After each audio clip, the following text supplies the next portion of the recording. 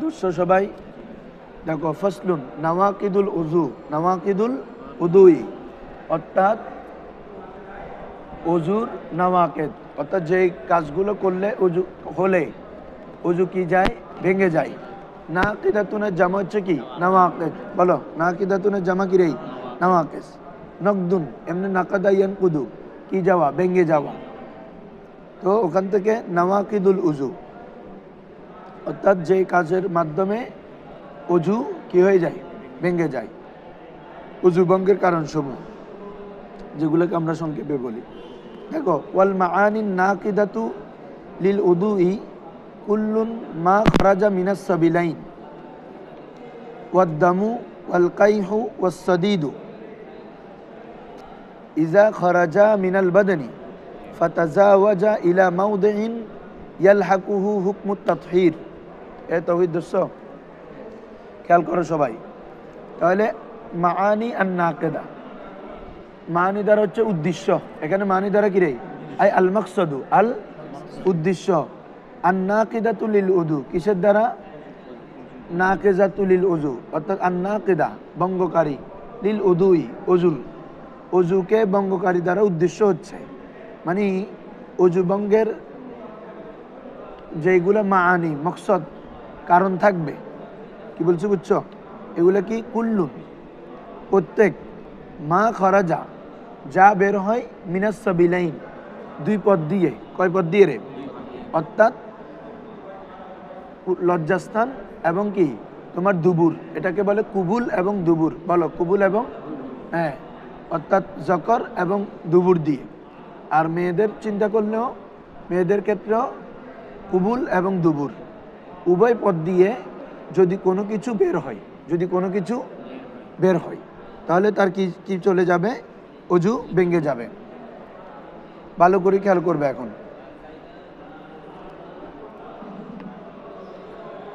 দেখো, এটা যে কুল্লু প্রত্যেক কিছু, মা খরাজা যা কি বের হবে, মিনাস সাবিলাইন কিসের থেকে, সাবিলাইন থেকে, হ্যাঁ, দুই স্থান থেকে। তো এটা চাই মানুষের স্বভাবগত হোক অথবা স্বভাব ছাড়া হোক। স্বভাবগতগুলো কি কি, যেমন তোমার কি মজি বের হওয়া, অদি আসা, তারপরে তোমার প্রস্রাবের মাধ্যমে, তারপরে হাইজ, নারীদের হাইজের মাধ্যমে, ইস্তেহাজের মাধ্যমে, নেফাসের মাধ্যমে, যেগুলো মানুষের স্বভাবগত, কি বলছি বুঝছো, এগুলোকে বলে আমরে মোতাদ। বলো, হ্যাঁ, মানে স্বভাবগত বিষয়, এগুলো অন্তর্ভুক্ত। আরেকটা হচ্ছে কতগুলো কি, আমরে গাইরে মোতাদ, আমরে গাইরে মোতাদ, যেগুলো মানুষের স্বভাবগত নয়, যেগুলো কি নয় রে, স্বভাবগত নয়, সবগুলো এখানে ইনক্লুড। অর্থাৎ তোমার সেটা মোতাদ হোক অথবা কি গাইরে মোতাদ। এরকম আরো ইয়া বের হওয়া, তোমার কি বলে যে পোকা, কিমি, কিমি কিরে, কিমি বের হওয়া, এটা পিছনের রাস্তা থেকে হোক সামনের রাস্তা থেকে হোক, অজু ভেঙে যাবে, কারণ ওগুলোর সাথে নাজাসত লেগে থাকে। কি বলছো বুঝছো, এজন্য কুল্লু শব্দটা, কুল্লুর পরে সব কিছু, মা, মাটাও আম, যা, মাটা কি রে, আলফাজে আমের অন্তর্ভুক্ত, যা যা কিছু খরাজা মিনাস সাবিলাইন, সাবিলাইন দিয়ে কি বের হয়। এখন মূল কথা হচ্ছে এটা জহের হতে হবে, বের হয় এটা কি হইতে হবে। অনেক সময় কি হয়, প্রস্রাবগুলো তোমার ইউরিন যে আছে প্রস্রাবের থলি, ওখান থেকে বের হয়ে লজ্জাস্থানে যায়, কিন্তু এটা বের হয় না। সেমভাবে বীর্যের ক্ষেত্রে সেরকম, অনেক সময় এটা আসে কোনো শাহওয়াতের কারণে, কিন্তু এটা বের হয় না। যতক্ষণ না বের হবে না ততক্ষণ পর্যন্ত কি অজু ভাঙবে না, কারণ এটা ভিতরে আছে। কি বলছি বুঝছো, এসে থাকলেও তারপরেও যতক্ষণ বাইরে বের হয়ে জয়ের হবে না ততক্ষণ উজু ভাঙবে না। এটা শুধু কোন ক্ষেত্রে, জকরের ক্ষেত্রে। আজকের মাসাগুলো সব একটু এই ধরনের। আর দেখো, কিন্তু মাথা থেকে যদি কোনো রক্তক্ষরণ হয়ে হয়ে এটা যদি নাকে আসে, ভিতরে নাকে চলে আসে, এটা যদি বোঝা যায়, তখন কি হয়ে যাবে, অজু ভেঙে যাবে। কি বলছি বুঝছো, দুইটার মধ্যে পার্থক্য কি, সামনে আসতেছে, অর্থাৎ কোনো কিছু শরীর থেকে বের হয়ে এটা যদি এমন জায়গায় গিয়ে পৌঁছায় যেটাকে, যে জায়গাটাকে পবিত্রতা অর্জনের ক্ষেত্রে ধুতে হয়, মানে ওই জায়গা থেকে পবিত্র অর্জন করতে হয়। যদি মাথা থেকে রক্ত এসে এসে নাকে আসে, আচ্ছা নাকেটা এমন জায়গা যেটাকে পবিত্র ধুইতে হয় না, যেমন গোসলে ফরজের মধ্যে কি নাক ধৌত করা কি ফরজ, তাহলে নাকে এমন জায়গায় আসলো যে জায়গাটাকে পবিত্র করা কি ফরজ, মানে যে জায়গাটাকে পবিত্র করতে হয় এমন হুকুমে চলে আসলো।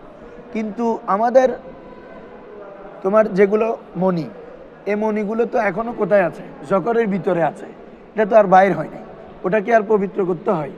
তাহলে এমন স্থানে আসে নাই যেটাকে পবিত্র করতে হয়, এই জন্য ওটার ক্ষেত্রে কি অজু ভাঙ্গে না। কিন্তু রক্ত যদি মাথা থেকে ক্ষরণ হয়ে বা অন্য ক্ষরণ হয়ে নাকে চলে আসে, তাহলে এটা কি করতে হবে, অজু ভেঙে যাবে এবং অজু করতে হবে আবার। কি বলছো বুঝছো? দেখো এখন আসো, কারো যদি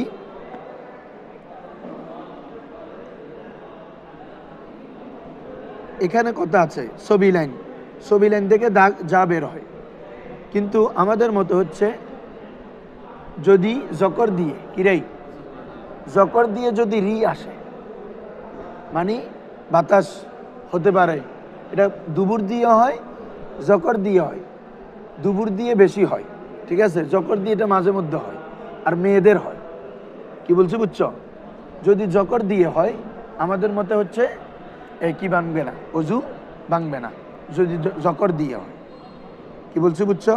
হ্যাঁ হ্যাঁ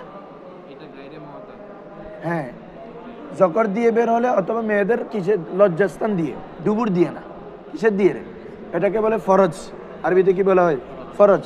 মেয়েদের লজ্জাস্থান দিয়ে যদি বের হয় তখন সেক্ষেত্রে কি অজু ভাঙবে না। হ্যাঁ, তবে আলমার আতুল মোহতাদ মুফাদাত, এক ধরনের মেয়ে আছে, মহিলা আছে, বলো আলমার আতুল মুফাদাত, এমন মহিলা যাদের অর্থাৎ প্রস্রাব করার জায়গা এবং কি বলে যে বাথরুম করার জায়গা দোনোটা মিলে যায়, অর্থাৎ ফরজ এবং কি বলে যে তোমার দুবুর যদি মিলে যায়। কি বলছো বুঝছো? এটা এক ধরনের রোগও, আবার অনেক সময় ওই অতিরিক্ত মানে গর্ভধারণের কারণে অনেক সময় হতে পারে এটা। তো বলা হচ্ছে যদি মার আতে মুফাদাত হয়, যাদের বলা হচ্ছে আলমার আতুল মুফাদা হিয়া আল্লাতি সারা মাসলাকা বৌলিহা সারা মাসলাকু বৌলিহা ওয়া গায়তিহা ওয়াহিদুন, যার প্রস্রাবের স্থান এবং গায়েতের স্থান কি হয়ে যায়, একটা হয়ে যায়। কি বলছি বুঝছো? তখন যদি কি বের হয়, তাহলে তার প্রস্রাবের স্থান এবং কি গায়েতের স্থান দুটোটা একটা হয়ে গেল না, তখন যদি কি হয় বাতাস বের হয়, তখন তার অজু ভেঙে যাবে। ঠিক আছে? হ্যাঁ, তখনও মানে এখানে কথা আছে, এমনি অজু ভাঙবার কথা না, এখানে দুইটা কথা আছে। একটা হচ্ছে যে কি হতে পারে তার এই যেটা বাতাস বের হলো, এটা যেহেতু তার দোনোটা পথ কি হয়ে গেছে, এক হয়ে গেছে, ফরজ থেকেও লজ্জাস্থান থেকেও বের হওয়ার সম্ভাবনা আছে, দুপুর থেকেও বের হওয়ার কি আছে, সম্ভাবনা আছে না, দুইটাই সম্ভাবনা আছে। তো যখন সম্ভাবনা থাকে এটাকে বলে শক, এটাকে কি বলে? তো উসুলের কায়দা হচ্ছে আল একিনু লা ইয়াজুলু বিশক, বলো আল একিনু, একিন শকের মাধ্যমে কি হয় না, জায়েল হয় না। তোমার একিন আছে তোহারাতের প্রতি, কিসের প্রতি? হ্যাঁ, এখন তোমার যে পথ দিয়ে, কোন পথ দিয়ে তোমার কি এটা বের হয়েছে, বাতাসটা বের হয়েছে, এটা বোঝা যাচ্ছে না, সন্দেহ, তো এক্ষেত্রে সে পবিত্র থাকবে, কি থাকবে? তবে ফোকাই কেরাম সমাধান দিয়েছেন তারপরে সে কি করবে, অজু করে নিবে, অজু করে নেওয়া তার জন্য মুস্তাহাব। কেন? তার মধ্যে যে একটা ওয়াসওয়াসা আছে, আমি কোন দিক থেকে বেরোলাম, আমি অজু করতেছি না, আমার কোনো আবার বাস্তবিক এটা কোনো দুপুর থেকে বের হয়েছে কিনা, এ ধরনের যাবতীয় ইহতেমালাত থেকে বেঁচে থাকার জন্য ওই মেয়ের জন্য কি অজু করা কি মুস্তাহাব, না হলে এমনি কি অজু করা ওয়াজিব নয়, অজু করা কি নয় রে, ওয়াজিব নয়। এটা হচ্ছে তোমার ছবি লাইনের মাসালা। আসো এরপরে ওয়াদ্দামু, হুজুরা দোসেন, ওয়াদ্দামু এবং কি রক্ত, ওয়াল কাইহু কোনো পুজ, কোনো কি রে পুজ, ওয়াসসাদিদ সদিদ মানেও পুজ, সদিদ মানেও কি রে পুজ। তো এখানে পার্থক্য হচ্ছে ওই সদিদ বলা হয় সদিদ পুজ, কাই যেটা এটা হচ্ছে কোনো তোমার আহত স্থান, কি বলছি বুঝছো, ওখান থেকে পানি এবং রক্ত অনেক সময় দেখিও না আহত স্থান শুকালে বা একটু ইয়া হলে তখন সেখান থেকে পানি রক্ত মিশ্রিত বের হয় না, হ্যাঁ এগুলা। আর আস্বাদিত হচ্ছে কি পুজ, কোনো ফোড়া কোনো ক্ষত স্থান এর থেকে যেগুলো বের হয় এগুলো হচ্ছে কি পুজ। এ সদিদ এবং কায় আরেকটা কি রক্ত, এগুলো বের হলে ইজা খরাজা যখন উভয়টি বের হবে, যখন উভয়টি মানে কি রক্ত এবং পুজগুলা, হ্যাঁ কার থেকে মিনাল বাদানি শরীর থেকে, শরীর থেকেই তো বের হইতে হবে, কি বলছি বুঝছো, হ্যাঁ আই বদনি মানে আই বদনিল ইনসান মানুষের শরীর থেকে, আল্লাহ জীবিত মানুষের, কি মানুষের রে, কারণ মৃত মানুষের শরীর থেকে যদি বের হয় গোসল করানোর পরে তখন তাকে আবার উজু গোসল করানো কি না আবশ্যক নয়, শুধু যে স্থান থেকে বের হয়েছে ওখান থেকে একটু ধুয়ে দিলে হয়ে যাবে, কি বলছো বুঝছো, হ্যাঁ। তো আগের তো ওই ছবি লাইনের কথাটা পুরো জীবিতদের ক্ষেত্রে, মৃতদের ক্ষেত্রে নয়। মৃতদের ক্ষেত্রে যদি গোসল করানোর পর যদি কোনো কিছু বের হয় আবার গোসল করাইতে হবে না, ওখানে কি ধুয়ে ওগুলো পরিষ্কার করে ধুয়ে দিলে হয়ে যাবে। মনে থাকবে হুজুররা, মৃত অনেক সময় হয়তো এটা মৃতদের গোসল করার পর আবার ওর মানে কি এই দেখবা যে ময়লা বের হয়, হ্যাঁ তো ময়লা বের হলে তখন এটা তো গন্ধ আসে বোঝা যায়, তো ওটা পরিষ্কার করে দিবে ধুয়ে দিবে, গোসল আর করাবে না, বলছো বুঝছো, হ্যাঁ খেয়াল করো। তাহলে রক্ত এবং পুজ ইজা খরাজা মিনাল বদন যখন এগুলো শরীর থেকে কিরে বের হবে জীবিত মানুষের শরীর থেকে, ফাতাজা ওয়াজা এবং সেটা যদি অতিক্রম করে, সেটা যদি কি করে হুজুর অতিক্রম করে, ইলা মাউদিন এমন স্থানের দিকে, এই শরীর থেকে এগুলা বের হয়ে পুজ রক্ত এগুলা বের হয়ে ইলা মাউদিন এমন স্থানে যদি কি করে রে অতিক্রম করে, কেমন স্থান, ইয়াল হাকুহু হুকমুত তাতহির, বলো ইয়াল হাকুহু যে স্থানটা লায়েক হয় কার সাথে, হুকমুত তাতহির যে যে স্থানটার সাথে যুক্ত হয় কে, হুকমুত তাতহির পবিত্র করার হুকুম। খেয়াল করো, অর্থাৎ মানুষের যখন কোনো অঙ্গ থেকে ধরো এটা একটা ফোড়া বা এখানে কেটে গেছে, এখানে রক্তটা যদি তাজাউজ করতে হবে, আমাদের মতে কি করতে হবে, তাজাউজ যদি না করে আপন অবস্থায় থাকে এটাকে বলে মাবাদি, এটাকে কি বলে, মানে এটা প্রকাশ হয়েছে যে মাত্র কি হয়েছে যে প্রকাশ হয়েছে, এটার মাধ্যমে কি ভাঙবে না, উজু ভাঙবে না। সেমভাবে পুজ ওই যেগুলো রক্ত পানি মিশ্রিত কোনো কিছু আহত স্থান থেকে বের হয় এগুলো যদি শুধু আহত স্থানে শুধু এমনি জহের হয়েছে দেখা যাচ্ছে এমনি, কিন্তু কি হয় নাই তাজাউজ হয় নাই, তাহলে উজু ভাঙবে না।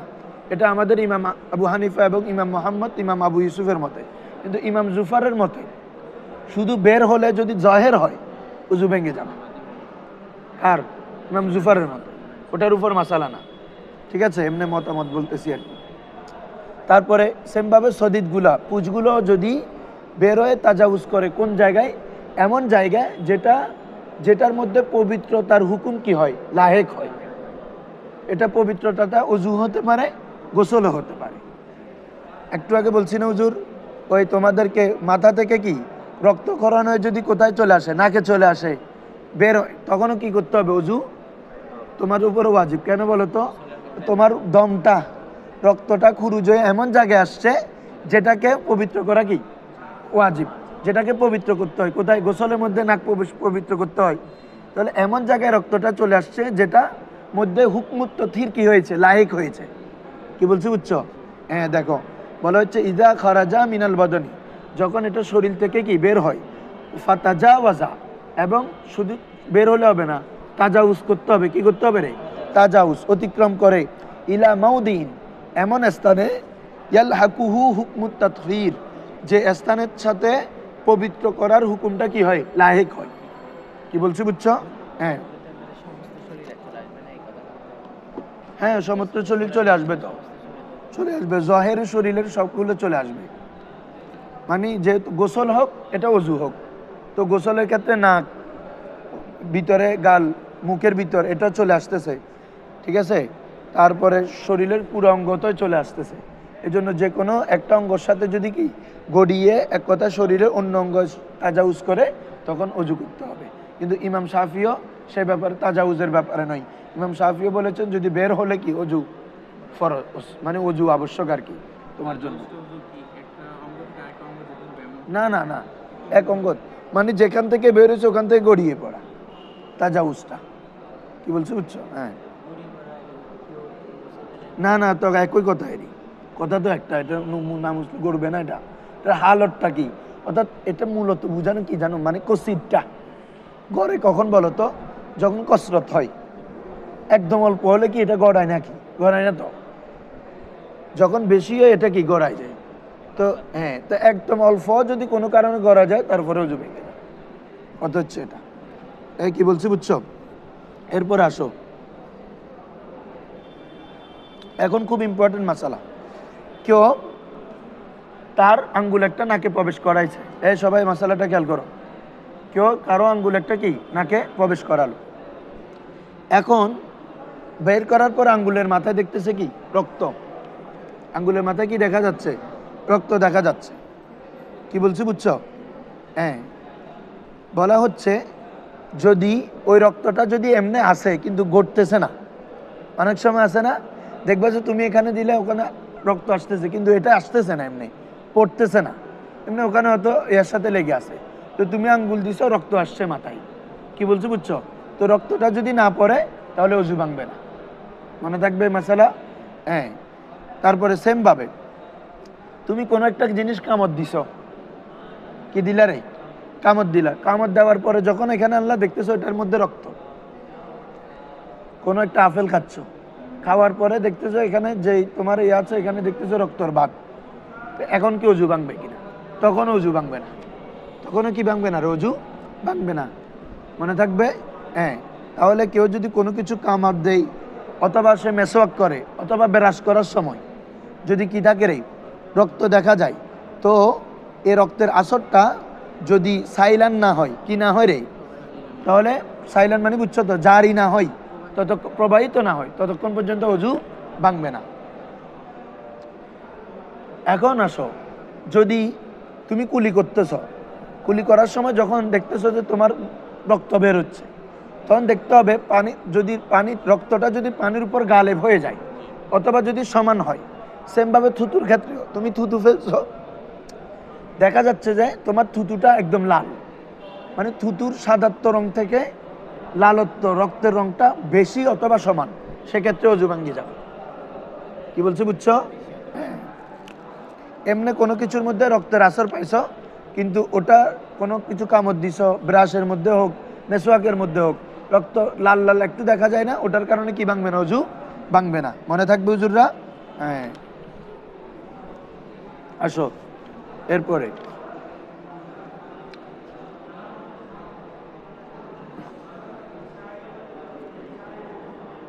কোথায় হুজুর? ওয়ালকাইয়ু, ওয়ালকাইয়ু ইদা ইদা মালা আল ফামা, বলো ইদা। হ্যাঁ, চাই দাও আমাকে আরেকটা নুস্কা দাও তো এটার মধ্যে একদম। কোথায় হুজুর বলো তো? এই ওয়াবি অক্কল দেখো না, এই বেড়াত শুরু করে দেয়। হ্যাঁ, ওয়ালকাইয়ু ইদা কানা মালাউল ফাম, মালাউল, সরি মালা আল ফাম বলবা, খবরে কানা ধরো। ইদা কানা মালা আল ফাম, হ্যাঁ কাই মানে হচ্ছে বমি, এ বলো কয় মানে কি রে? বমি। ইদা কানা যখন বমি হবে, মালা আল ফাম মুখ ভর্তি হই, আল মুলুগুন মানে হচ্ছে ভর্তি হওয়া, মালা ইয়ামলাউ মানে কি করা, কোনো কিছু পূর্ণ করা, তো ওখান থেকে মালা আল ফাম, অর্থাৎ যদি মুখ ভর্তি কি হয় রে? বমি হয়। যদি বমিটা হয় এটা কি অবস্থায় যদি হয়? মুখ ভর্তি হয়। এমনি মুখ ভর্তি এটা কীভাবে বুঝবা? অর্থাৎ এমন বেশি আসা যেটাকে খুব কষ্ট ব্যতীত করা যায় না, এই মানে আটকানো যায় না, মানে একটা বের হয়ে যায়। অনেক সময় একদম মুখ ভর্তি আসে, তুমি দড়ি রাখলেও এটা বের হয়ে যাচ্ছে, তাই না? মানে এটা তুমি আর রাখতে পারছো না, মাস্ট বি তোমাকে ছেড়ে দিতে হচ্ছে। এগুলোকে বলে মালা আলফা, অর্থাৎ মুখ ভর্তি হয়ে কি হওয়া? বমি আসা। আর অনেক সময় এমনি ঢেকুর আসে বা কোনো কিছু এসে একটু পানি বের হচ্ছে, ঠিক আছে, ওটার মাধ্যমে কি ভাঙবে না? অজু ভাঙবে না। মনে থাকবে? ইমাম শাফির মতো তো মুখ ভর্তি হলেও ভাঙবে না। হ্যাঁ, আসো, ইমাম শাফি এই পরের তিনটার ক্ষেত্রে ইখতিলাফ করেছেন। প্রথম দুইটার ক্ষেত্রে অর্থাৎ খুরুজ আনিস সাবিলাইন, যেটা দুই পথ দিয়ে বের হওয়া, এক্ষেত্রে কারো ইখতিলাফ নাই, এক্ষেত্রে কি রে। কিন্তু রক্ত নিয়ে, কাই নিয়ে এবং পুজ নিয়ে, এগুলাকে ইমাম শাফি ইখতিলাফ করেছেন। উনার মতে কি ভাঙবে না? উজু ভাঙবে না। আমাদের মতে উজু ভেঙে যাবে, যেহেতু হাদিস শরীফে এসে যে ব্যক্তি কি করে, বমি করে অথবা নাকশ্রী হয়, সে যদি নামাজে থাকে, তো আল্লাহ রসুল সাল্লাল্লাহু আলাইহি ওয়াসাল্লাম বলেছেন সে যেন চলে যায় নামাজ থেকে এবং আবার অজু করে আবার নামাজ বেনা করে। কি করে রে? বেনা করা মানে কি? আবার আগের জায়গা থেকে শুরু করবে, নামাজ তার ভাঙি নেয়। কি বলছে বুঝছো? সে যেন কি বেনা করে। তো এই কারণে যেহেতু, তাহলে আল্লাহ রসুল যেহেতু বলেছে বমি করে সে যেন কি চলে যায় এবং কি অজু করে এসে আবার নামাজ বেনা করে, তার মানে বমি করার কারণে তার অজু ভেঙে গেছে, এটা বুঝাচ্ছে। নাহলে তো তাকে আবার অজু করার জন্য যেতে বলতেন না। বলছে বুঝছো হুজুর? হ্যাঁ, দেখো, তাহলে বমি যদি কি হয় রে, মুখভর্তি হয়, তখন তার কি অজু ভেঙে যাবে। মুখভর্তি মানে মালা ইয়ুমকিনু দবতুহু ইল্লা বিতাকলিফিন, সে সেটাকে বেঁধে রাখতে পারবে না, কি ব্যতীত? কষ্ট ব্যতীত, মানে খুব কষ্ট হবে, মানে বেশি আসা আর কি পরিমাণে। কি বলছে বুঝছো হুজুর? আরেকটা বলা হয়েছে যে মা মানা আল কালাম, অর্থাৎ এমন পরিমাণ বমি আসা যেটা তোমার কথাবার্তা বলাটাকে বন্ধ করে দেয়, মানে ওটা মুখে থাকলে তুমি আর কথা বলতে পারতেছো না।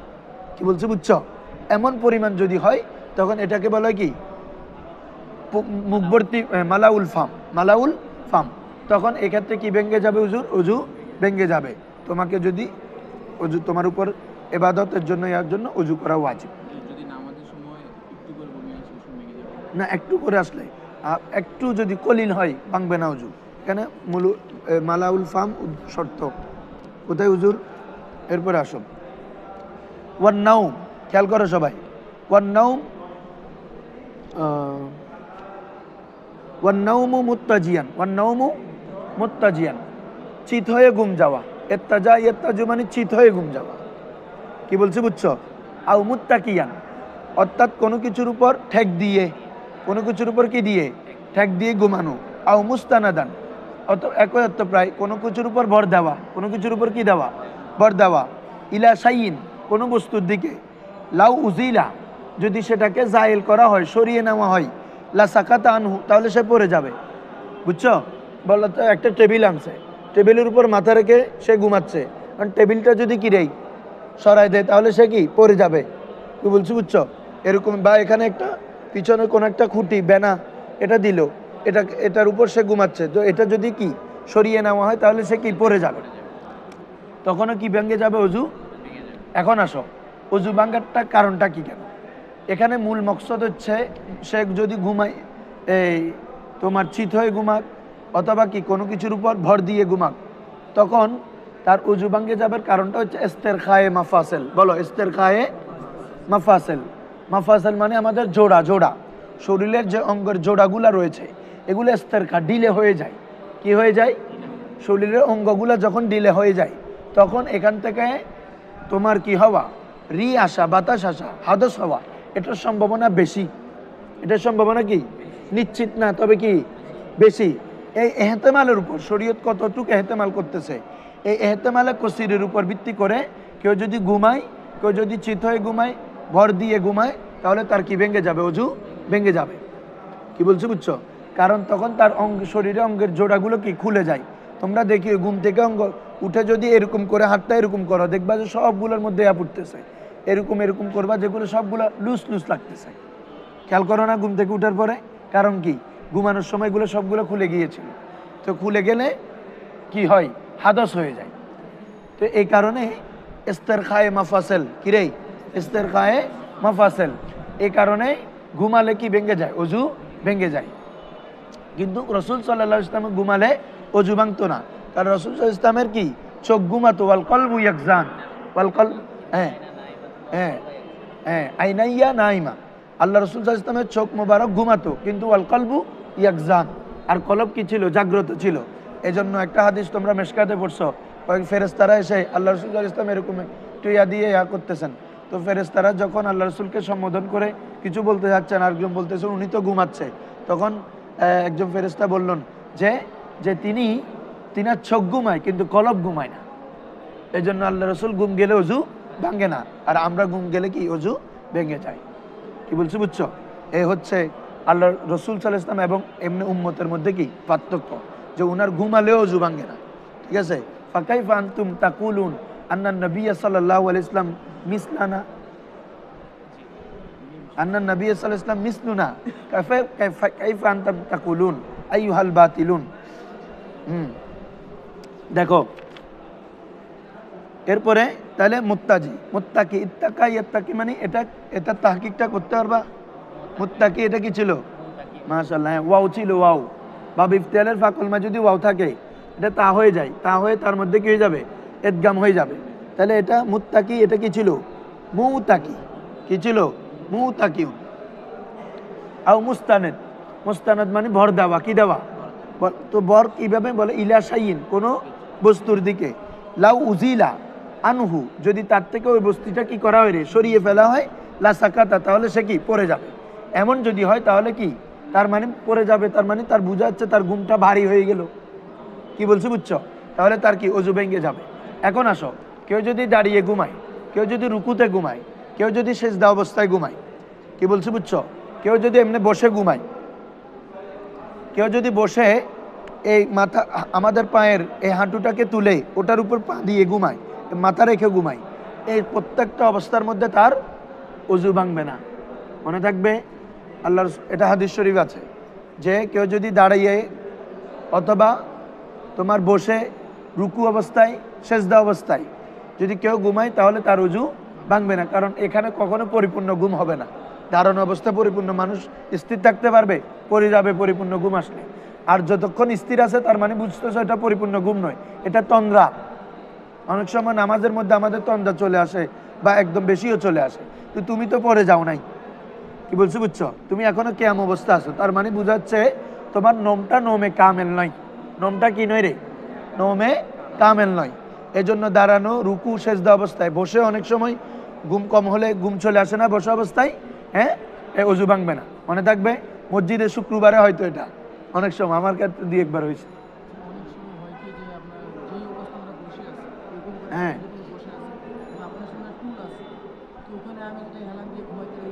ওটা বলছে না মুস্তানাদের, এটা হ্যাঁ বসা অবস্থায়।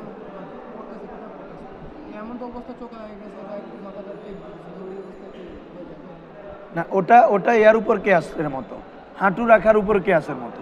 এমনি যদি কোনো কিছু বালিশ দিয়ে আমরা হেলাম দিলাম, এরকম দিলাম, ওগুলা এমনি। এটা হচ্ছে এখানে দেখুন স্পষ্ট এসেছে, বলা হচ্ছে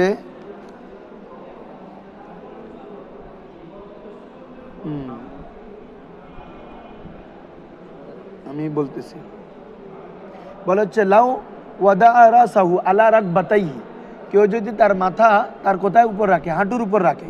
ওয়ানামা, এবং ঘুমিয়ে যায়, লাম ইয়ানকুদ উদুআহু, তার ওযু ভাঙবে না। ইযা কানা মুসবিতান মাকাদাতু আলাল আরদ, যখন তার বসাটা জমিনের উপর স্থির থাকবে। তোমার মাসালাটা পাইছো এখন? বসাটা যদি স্থির থাকে তখন, এবং সে কোনো একটা জিনিসের উপর রাখছে অথবা তার হাঁটুর উপর রাখছে, তাহলে তার ওযু ভাঙবে না। কারণ মুসবিতাত আলাল আরদ, তার কুটটা কি জমিনের উপর, বসাটা কি সাবেত আছে। কি বলছো বুঝছো হুজুর? হ্যাঁ, কিন্তু ওয়াইন কানা, সেম ভাবে ওয়াইন কানা মুহতাবিয়ান রাসাহু আলা রাকবাতাইহি লা ইয়ানকুদু, অনুরূপভাবে পেঁচিয়ে গুছিয়েও যদি কার উপর, হাঁটুর উপর মাথা রেখে বসে ঘুমাই, তাহলেও কি ভাঙবে না? ওযু ভাঙবে না। মনে থাকবে মশালাগুলো, খুব ইম্পর্টেন্ট।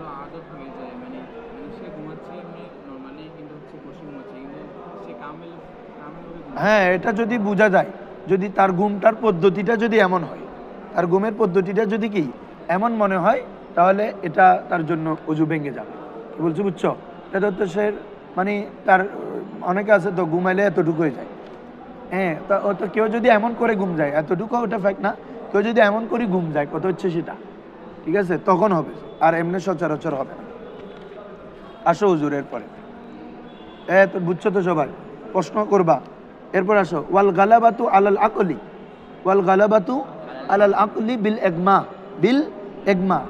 কোনো এবারত বাদ পড়লে বলিও, এখানে এক একটা নুসখাতে একটু বাদ পড়ছে তো। ওয়াল গালাবাতু আলাল আকল, আকলের উপর গালেব হয়ে যাওয়া, আকল কি হয়ে যাওয়া, গালেব হয়ে যাওয়া, বিল এগমা কিসের মাধ্যমে, বেহুশের মাধ্যমে। কিসের মাধ্যমে হুজুর?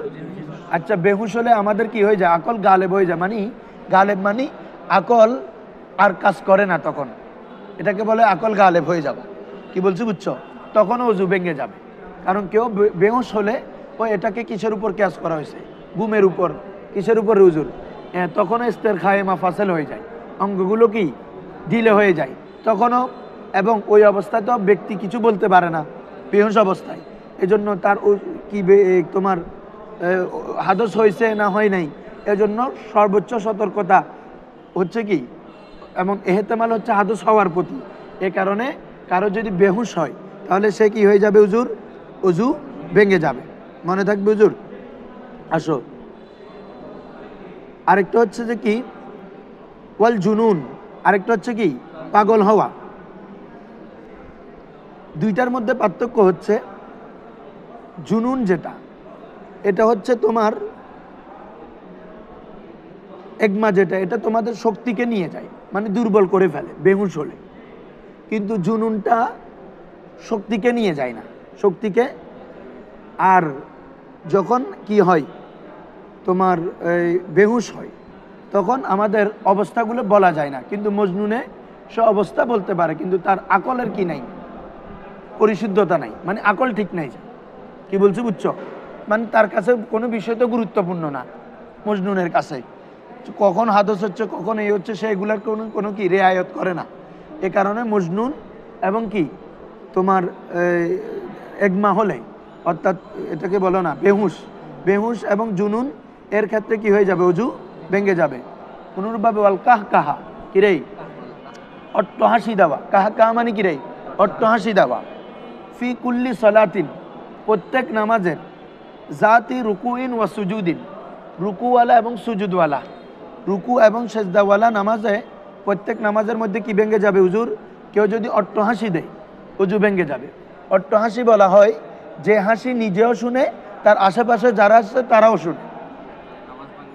হ্যাঁ, নামাজ তো ওইটা অজু গেলে নামাজ আর থাকবে, এটা নামাজ তো ভেঙে গেছে। এমনি অট্ট হাসি যদি নামাজের বাইরে দেওয়া হয় অজু ভাঙে না, নামাজের মধ্যে যদি অট্ট হাসি দেওয়া হয় তখন অজু ভেঙে যায়। নামাজের হুরমত, কারণ তুমি যদি এটাকে জায়েজ দাও তখন তো মানুষ নামাজের মধ্যে হাসা শুরু করবে। কি বলছো বুঝছো? হ্যাঁ, হুম,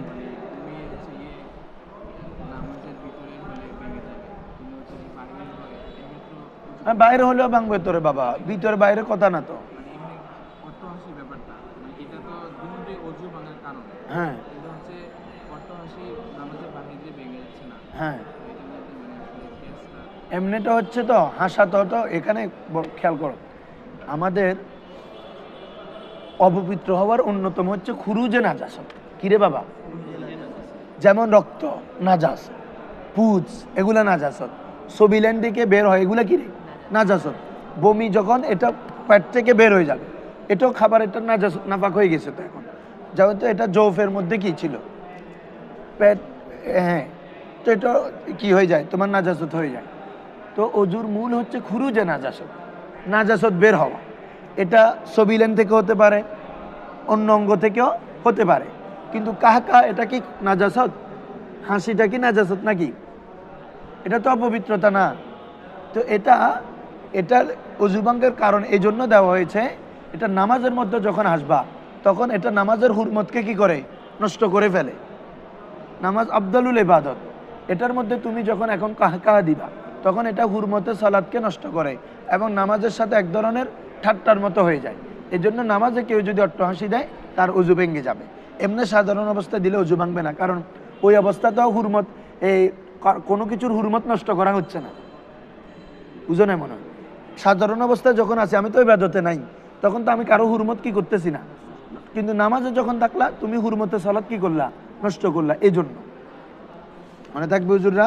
হ্যাঁ জি হুজুর, কাদা, দেখো কাদার মশালাটা, নামাজে যদি কেউ ইচ্ছাকৃত কাঁদে তখন উজু ভাঙবে না, ইয়া ভাঙবে যেটা, নামাজ ফাসেদ হয়ে যাবে। কি ফাসেদ হয়ে যাবে? হ্যাঁ, কিন্তু কোরআনের বাণী শুনে আল্লাহ তাআলার কালামের মর্মত্ব বুঝে খৌফে ইলাহি জাগ্রত হয়ে যদি কান্নার ভাব চলে আসে, কান্না চলে আসে, আল্লাহর কথা স্মরণ পড়ে, আল্লাহর বাণী আযাবের কথা যদি কোরআনের তেলাওয়াত শুনে স্মরণ পড়ে তোমার পানি বেরিয়ে যায়, এটা বরং উত্তম বলেছেন। কি বলেছেন? যে এটা তোমার পূর্ণ খুদুর উপর কি করে? দালালত করতেছে যে তোমার নামাজের প্রতি তোমার পরিপূর্ণ খুশু খুদু আছে। কি বলছে বুঝছো? এক্ষেত্রে যদি আর কেউ যদি ইচ্ছাকৃত কাঁদে তখন কি ভাঙ্গে যাবে? নামাজ ভাঙবে, ওযু না। বুঝছো?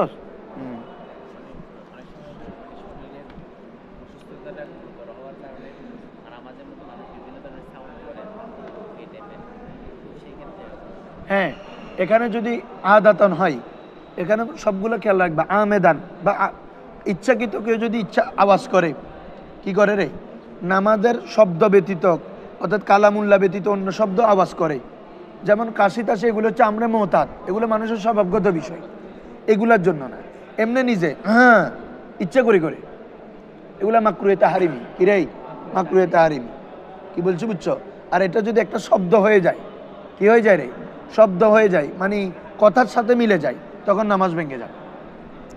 মনে থাকবে, যদি তোমার ওই শব্দটা যদি কোনো কথার সাথে মিলে যায়, কোনো শব্দ ক্রিয়েট হয়, শব্দ মানে কোনো একটা মানই বোঝা যায় ওটা দিয়ে, তারপরে ওটার যদি কোনো একটা কথা মিলে যায়, তখন নামাজ ভেঙে যাবে।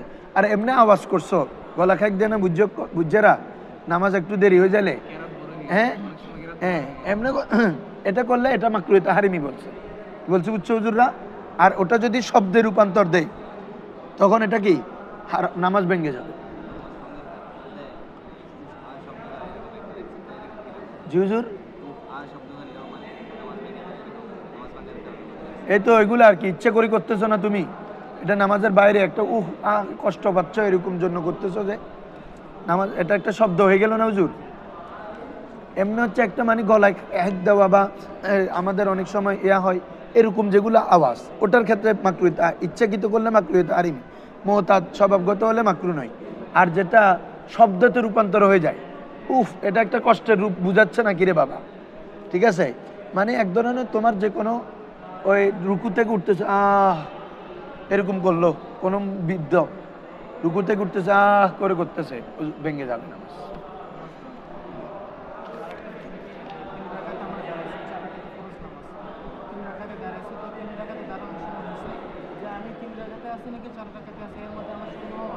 আচ্ছা, এগুলো বলবো, এগুলো তো এখন উজু রিলেটেড করো। হ্যাঁ, ওটা যেটা সন্দেহ আছে, যেটা কমের উপর করতে হবে, এতেমাদ করতে হবে, বুঝছো মাসালা? তারপরে বলে দিচ্ছি, পড়া লিটারে প্রশ্ন করবে, এ হচ্ছে যে কি কমে, যেটা তোমার বলতে 3 রাকাতের উপর যদি এতেমাদ যায়, 3 রাকাত থেকে মানে তুমি বাকিগুলো আদায় করবা।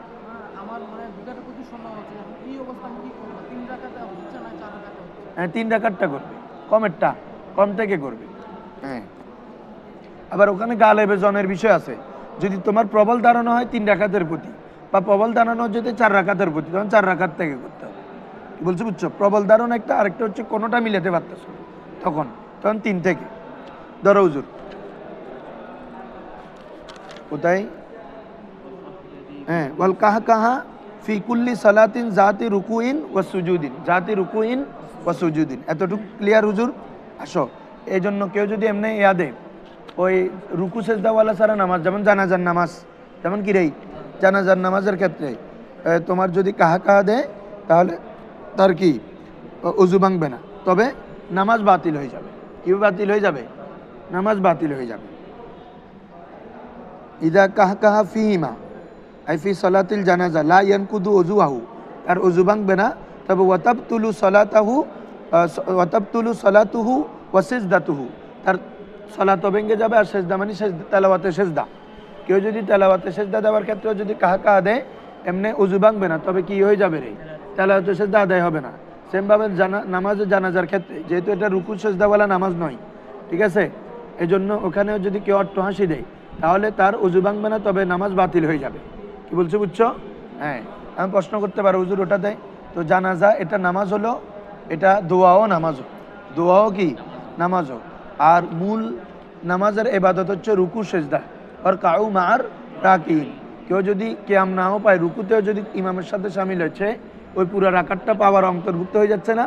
হ্যাঁ, কারণ কি রুকু এবং সুজুদ হচ্ছে আসলুস সালাত তোমার এখানে, অন্যগুলো আসল না যে তাই না, মানে এগুলা মূল আলাদা গুরুত্ব রয়েছে। কি বলছে বুঝছো হুজুর? আসো একটু তাড়াতাড়ি ধরো। ওয়াফারদুল গোসলি, ওয়াফারদুল, এখন আসো গোসলের ফরজ, অজু বিষয়ে শেষ, এখন গোসলে আসো। এখন গোসলের ফরজ, তো গোসল কখন ফরজ হয় এটা তো ওই দিন বলছি। এটা হচ্ছে যে কি জানায়াত হলে, কোনো হায়েজওয়ালি পবিত্র হলে, নাফাস হলে, ইস্তেহাজার ক্ষেত্রেও তোমার কি নয়, ইস্তেহাজা নয়, তারপরে হচ্ছে যে কি মানে জানায়াত হলে, ওটা তো বললাম এহতেলাম আর কি। তারপর হচ্ছে সহবাস করলে, সহবাস করলে তার বীর্যপাত হোক অথবা না হোক, বীর্যপাত হোক বা না হোক। তারপরে তোমার যদি লজ্জাস্থান, নারী পুরুষ উভয়ের লজ্জাস্থান যদি জমুল খতনাইন হয়, এক কথা কি রে, জমুল খতনাইন, উভয় অঙ্গ যদি একত্রিত হয়, খসফা, বলো কি রে, হাসফা, হাসফা মানে হচ্ছে লজ্জাস্থানের অগ্রভাগ, বলো লজ্জাস্থানে কি রে, অগ্রভাগ, এটাকে বলে হাসফা। এই অগ্রভাগ বা কুলফাও বলা হয়।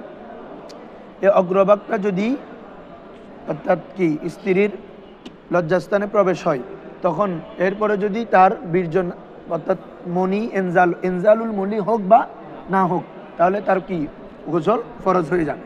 কি বলছি বুঝছো? হ্যাঁ, তবে এমনি কি বলে যে সেমভাবে শাহওয়াত সহকারে স্ত্রীকে জড়িয়ে ধরার মাধ্যমে বা অন্যান্য দাওয়াইউল অতি যেগুলো আছে, কি রে, দাওয়াইউল অতি যেগুলো আছে, এগুলো মাসালা পড়তেছ, কোনো সরম সায়েন্স পড়লে এগুলো লজ্জা আছে, সব খুলে খুলে বলে না যে এটা সায়েন্সেরই, এটা ফিকুস ইবাদত না। হ্যাঁ, দেখো ইসলামী আইন বলতেছে না এগুলাকে, দেখো। তো এখানে যদি কি হয়, কি বলতেছিলাম, হ্যাঁ দাওয়াইউলতি যেহেতু কবুল করা, অর্থাৎ চুম্বন করা বা অন্যান্য কিছু করার মাধ্যমে যদি শাহওয়াতের সহকারে যদি কি হয়ে যায়, তোমার এই মনি বের হয়, ইনজালুল মনি হয়, তার উপরে গোসল কি রে, ফরজ। বুঝছো? আসো সবগুলা। ওয়াফারদুল গোসলি, গোসলের ফরজ হচ্ছে আলমাদ মাদা, কি করার, একদম গড়গড়া সহ করতে হবে মাজমাদা। এখন এখানে ভিতর পর্যন্ত পানি পৌঁছাতে হবে, কি বলছি বুঝছো, আলা জিব্বা পর্যন্ত একদম গড়গড় করে, যাতে পুরোটা পবিত্র হয়। ওয়াল ইস্তেনশাক, নাকে পানি দিবে, একদম নরম হাট পর্যন্ত পৌঁছাতে হবে, কতটুক, নরম হাট পর্যন্ত। ওয়াগসলু সাইরিল বদন, শরীরের সমস্ত পুরো অঙ্গটা কি করতে হবে, ধৌত করা। তাহলে দেখো মাজমাজা যেটা গড়গড়া কুলি করা এবং নাকে পানি দেওয়া, কারণ কি এটা ফরজ কেন গোসলের মধ্যে? কারণ হচ্ছে যখন কোনো ব্যক্তি গোসল ফরজ হয়, তখন তার পুরো শরীর কি হয়ে যায়, নাপাক হয়ে যায়। এমনকি যেগুলা বাইরের অঙ্গ আছে, খোলা অঙ্গ, যেমন নাকের এতটুকু পর্যন্ত খোলা অঙ্গ ছিদ্রের কারণে, তারপর মুখের ভিতর এগুলো খোলা, এ কারণে এগুলো নাপাক হয়ে যায়, এগুলো কি হয়ে যায়, এই জন্য এগুলো ধৌত করা ফরজ। কি বলছো বুঝছো? ভালো করে গড়গড়া করতে হবে, এখন পানি এখানে পৌঁছাতে হবে। কারো যদি এমন না হয়, তাহলে সে আবার জানায়াতের উপর থেকে গেল। এবং শরীরের প্রতিটি জায়গা সমানভাবে ভিজাইতে হবে, সম্পূর্ণভাবে শরীরের প্রত্যেকটি অঙ্গ কি হইতে হবে, তোমার মানে ধৌত করতে হবে, পানি প্রবেশ করতে হবে। ফরদুল গোসলিল আল মাজমাদা ওয়াল ইস্তেনশাক ওয়া গসলু সাইরিল বদন। ঠিক আছে, আজকে এতটুক থাক। জি হুজুর, নাকে পানি দেওয়া আর কি। হ্যাঁ,